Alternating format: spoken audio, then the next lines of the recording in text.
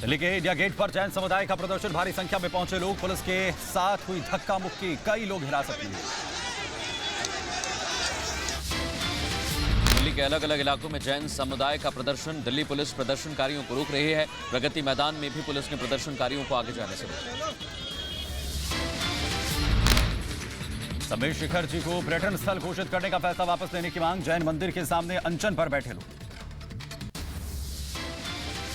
गुजरात के अहमदाबाद में सड़क पर आए हजारों लोग समेत शिखर जी को पर्यटन स्थल घोषित करने का विरोध किया जा रहा है। जैन समुदाय के लोग विरोध प्रदर्शन कर रहे हैं। अहमदाबाद में हजारों की संख्या में उमड़े जैन समुदाय के लोग, समीर शिखर जी को लेकर की विशाल धर्मसभा। मुंबई में भी जैन समाज का विरोध प्रदर्शन जारी, मुंबई में सड़कों पर उतरे सैकड़ों लोग, दिल्ली से लेकर मुंबई तक जैन समाज प्रदर्शन कर। ये सिर्फ 10 जर्सी गायों के साथ हर साल 18 लाख कमा रहे हैं। आपको भी ये सीखना है तो फ्रीडम ऐप को अभी डाउनलोड कीजिए। राष्ट्रपति से मिलने पहुंचा जैन समाज, 11 लोगों की समिति देगी ज्ञापन, राष्ट्रपति भवन के लिए पहुंचे लोग।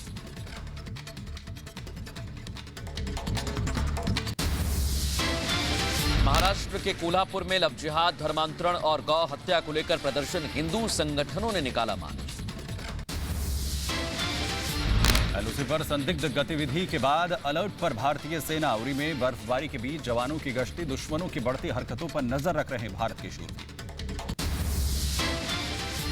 पुलवामा में जवान से छीने गए हथियार, ड्यूटी पर तैनात था सीआरपीएफ का जवान, आरोपियों की तलाश में सर्च ऑपरेशन चलाया गया, आतंकवादियों के वारदात करने का शक। नासिक की फैक्ट्री में बड़ा धमाका, धमाके से फैक्ट्री में लगी भीषण आग, इगतपुरी इलाके मचा हड़कंप। साल के पहले दिन दिल्ली, अफगानिस्तान की राजधानी काबुल, मिलिट्री एयरपोर्ट के बाहर जोरदार धमाका, कई लोगों की मौत। न्यूयॉर्क में चाकूबाजी की घटना आई सामने, नए साल के जश्न के दौरान हमले में पुलिसकर्मी घायल। हिमाचल प्रदेश मनाली में नए साल पर हिल टाउन में पर्यटकों की भारी भीड़, रोहतांग रोड पर लंबा जाम लगा। हरियाणा के खेल मंत्री संदीप सिंह पर यौन उत्पीड़न का केस दर्ज, जूनियर महिला हॉकी कोच ने लगाया आरोप, चंडीगढ़ में संदीप पर करीब 5 धाराओं में एफआईआर, हरियाणा डीजीपी ने आरोपों की जांच के लिए बनाई कमेटी। एफआईआर के बाद संदीप सिंह ने छोड़ा हरियाणा के खेल मंत्री का पद, कहा मेरी छवि को खराब करने की कोशिश, जूनियर महिला कोच ने जो आरोप लगाए हैं वो निराधार है। माहौल क्रिएट किया गया है मेरी छवि को खराब करने के लिए, और एक खेल विभाग के जूनियर कोच ने जो एलिगेशंस, गलत फॉल्स एलिगेशंस लगाए हैं, एक नैतिकता के कारण, एक इंसानियत के कारण मैं अपना खेल विभाग जो है माननीय मुख्यमंत्री जी को सौंपता हूं। हरियाणा के गृह मंत्री अनिल विज से मिली पीड़ित महिला, संदीप सिंह पर लगाए गंभीर आरोप। छोटी मोटी नोकझोंक हर किसी की एक नॉर्मल आदमी से लेके खिलाड़ियों के बीच चलती है, पर डजन मीन कि आप किसी को अलाउ कर रहे हो कि ये रेप अटेम्प्ट करो तो उसमें आप किसी का फिजिकली शोषण करो, उसको मेंटली उसको हैरेस करो, तो वो सही है। देहरादून के मैक्स अस्पताल में पहुंचकर सीएम धामी ने पंत से मुलाकात की, क्रिकेटर ऋषभ पंत का मैक्स अस्पताल में इलाज चल रहा है, सीएम ने ऋषभ पंत का हाल जाना। ऋषभ पंत से मुलाकात के बाद बोले पुष्कर सिंह धामी, कहा पंत ने बताया कि हादसे के समय सड़क पर गड्ढे जैसा कुछ दिखा, जिसके बाद गाड़ी आगे चली गई। नहीं, उनका कहना था कि कुछ आगे कुछ गड्ढा जैसा सामने आया या कोई काली चीज दिखाई दी, उसके कारण से जो है पता नहीं लगा कि कब गाड़ी कैसे आगे चली गई। जहां पर ऋषभ पंत का एक्सीडेंट हुआ वहां पर सड़क मरम्मत का काम शुरू हो गया है, सड़क पर गड्ढे भरने का काम चल रहा है। फॉरेंसिक टीम ने गड्ढे की वजह से हादसा होना बताया था। अस्पताल में भर्ती क्रिकेटर ऋषभ पंत की सेहत में सुधार, डीडीसीए निदेशक के मुताबिक ऋषभ की कार गड्ढे से बचाने में हुई थी हादसे का शिकार, एयरलिफ्ट पर बीसीसीआई लेगी फैसला। सड़क हादसे में घायल क्रिकेटर ऋषभ पंत को बचाने वाले ड्राइवर और कंडक्टर को सम्मानित करने की तैयारी, 26 जनवरी 2023 को दोनों को सम्मानित किया जाएगा। हाँ, दोनों ही जो चालक और परिचालक हैं हरियाणा परिवहन निगम के, उन दोनों को ही हमने सम्मानित करने का निर्णय लिया है, क्योंकि उन्होंने इस हादसे में कठिन समय में आगे आकर उन्होंने ऋषभ पंत को सहायता पहुंचाइए, सहायता करिए। तुनिशा सुसाइड केस में बड़ा खुलासा। रिपब्लिक भारत से बातचीत में तुनिशा की दोस्त रैबा लबीब ने कहा कि शुजान आए दिन तुनिशा से करता था झगड़ा, हिजाब पहनने के लिए करता था मजबूर। रैबा ने हत्या की भी जताई आशंका।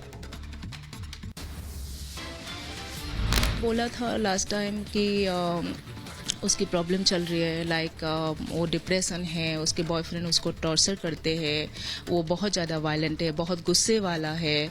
उसके बाद फिर उसने उसकी एटीएम वगैरह जो होता है वो भी कब्जा करके रखा है। नागपुर में संघ मुख्यालय की सुरक्षा बढ़ाई गई। धमकी भरे कॉल के बाद पुलिस अलर्ट पर है। धमकी भरे कॉल की भी जांच की जा रही है। आरएसएस ऑफिस को उड़ाने की धमकी मामले पर नागपुर सीपी का बयान। कहा, आरएसएस मुख्यालय की सुरक्षा हमारी जिम्मेदारी, मामले की जांच कर रहे हैं, जरूरी कार्रवाई की जाएगी। बिहार के सीएम नीतीश कुमार का आरएसएस पर बड़ा हमला। का आजादी की लड़ाई में आरएसएस का कोई योगदान नहीं है। आजादी की लड़ाई से आरएसएस का नहीं था कोई लेना देना। क्या मतलब है जिनको आजादी की लड़ाई से लेना देना नहीं था, जिनके संगठन का आरएसएस का कोई योगदान रहा और उससे रिलेटेड लोग ये सब काम करें, कोई मतलब है क्या? बीजेपी सांसद राकेश सिन्हा का नीतीश पर हमला। नीतीश को इतिहास की जानकारी नहीं, संघ के योगदान के बारे में इतिहास पढ़े। नीतीश देश का विकास कर रहे हैं प्रधानमंत्री मोदी। सत्ता की अवसरवादिता ने नीतीश कुमार जी के इतिहास बोध को कमजोर कर दिया है। राष्ट्रीय स्वयंसेवक संघ ने द्वितीय विश्व युद्ध के दौरान और उसके पहले आजादी के आंदोलन में जो भूमिका निभाई, उस भूमिका के कारण कांग्रेस का आंदोलन मजबूत हुआ। जेडीयू को बताया डूबता जहाज। नीतीश पर तंज भी किया। मोदी बोले, नीतीश के खिलाफ जनता में भारी गुस्सा। मैं चल रहा हूं समाज में तो वो देख रहा हूं कि कितना गुस्सा लोगों में है। जिन किसानों को यूरिया नहीं मिल रहा है और नीतीश जी वहां यात्रा करेंगे तो आपको क्या लगता है कि वो किसान चुप बैठे रहेंगे? लोग यूपी के सीएम योगी आदित्यनाथ ने गोरखपुर में जनता की समस्याएं सुनी। जनता दर्शन कार्यक्रम में नए साल पर जनता को दिया आश्वासन। अधिकारियों को जल्द निस्तारण के दिए निर्देश। अरुणाचल प्रदेश के मुख्यमंत्री पेमा खांडू ने दलाई लामा से मुलाकात की। अरुणाचल आने का निमंत्रण दिया। मुलाकात के बाद सीएम ने साझा की तस्वीरें। न्यू इंडिया पर नीतीश कुमार ने उठाया सवाल। कहा, कहां है न्यू इंडिया? भारत तरक्की नहीं कर रहा है। नए भारत के नए पिता क्या किए हैं भारत के लिए? कुछ काम किए हैं? कहां भारत आगे बढ़ा है? कौन सा काम हुआ है? बीजेपी नेता तरुण चुग का नीतीश पर हमला। का राहुल की भाषा बोल रहे नीतीश। न्यू इंडिया में साफ दिख रहा है विकास। खुश करना चाह रहे हैं लालू प्रसाद यादव को, सोनिया गांधी, राहुल गांधी को, अपने वामपंथी मित्रों को। ये खुश करने की कवायद है, इससे ज्यादा कुछ नहीं। कैबिनेट मंत्री धर्मपाल सिंह का विपक्ष पर हमला। कहा, बसपा सपा कांग्रेस का एजेंडा राजनीतिक है, जनता के हित का नहीं। छत्तीसगढ़ के मुख्यमंत्री भूपेश बघेल का आरक्षण विधेयक को लेकर बीजेपी पर हमला। कहा, बीजेपी के दो गले हैं, एक सदन के अंदर है, एक सदन के बाहर है। भारतीय जनता पार्टी की मतलब दो गला है। एक गला जो विधानसभा में सुनाई देता है, दूसरा गला है जो बाहर में सुनाई देता है। राहुल गांधी के एमपी चुनाव में जीत के दावे पर शिवराज सिंह का बयान। कहा, मन बहलाने के लिए राहुल का ख्याल अच्छा है। 2023 के विधानसभा चुनाव में बीजेपी क्लीन स्वीप करेगी। सपा नेता शिवपाल सिंह यादव का सरकार पर हमला। का ये पहली सरकार है जो विपक्ष की बात को सुनती ही नहीं है। इस प्रदेश में हमारी भी सरकार रही, कभी भी विपक्ष पर हमला नहीं हुआ है, सम्मान हुआ है, उनकी बात सुनी गई है। ये पहली सरकार है विपक्ष की कोई बात सुनती नहीं है। सपा प्रवक्ता फखरुल हसन का बीजेपी पर हमला। कहा, बीजेपी को नहीं पता आजादी की कीमत। ये हिंदुस्तान सभी धर्मों को मानने वालों का है। देश की आजादी में सभी का योगदान। कोरोना को लेकर भारत अलर्ट पर है। चीन, अमेरिका और जापान समेत 6 देशों से आने वालों का RT-PCR टेस्ट जरूरी कर दिया है। 72 घंटे पहले ही दिखानी होगी टेस्ट की रिपोर्ट। सीएम योगी का फिर दिखा पशु प्रेम। गोद में सुकून से आराम फरमाती नजर आई बिल्ली। सोशल मीडिया पर तस्वीर हुई वायरल। कुछ दिन पहले शावक को दुलारते सीएम योगी आए थे नजर। गुजरात के वडनगर में प्रार्थना सभा। हीराबा की याद में रखी गई प्रार्थना सभा। दूर दूर से श्रद्धांजलि देने के लिए लोग पहुंच रहे हैं। भीमा कोरेगांव युद्ध की 205वीं वर्षगांठ। पुणे में बड़ी संख्या में इकट्ठा हुए लोग शहीदों को दी श्रद्धांजलि।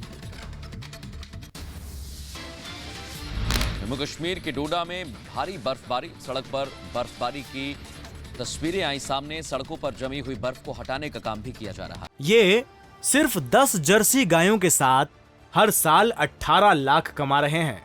आपको भी ये सीखना है तो फ्रीडम ऐप को अभी डाउनलोड कीजिए।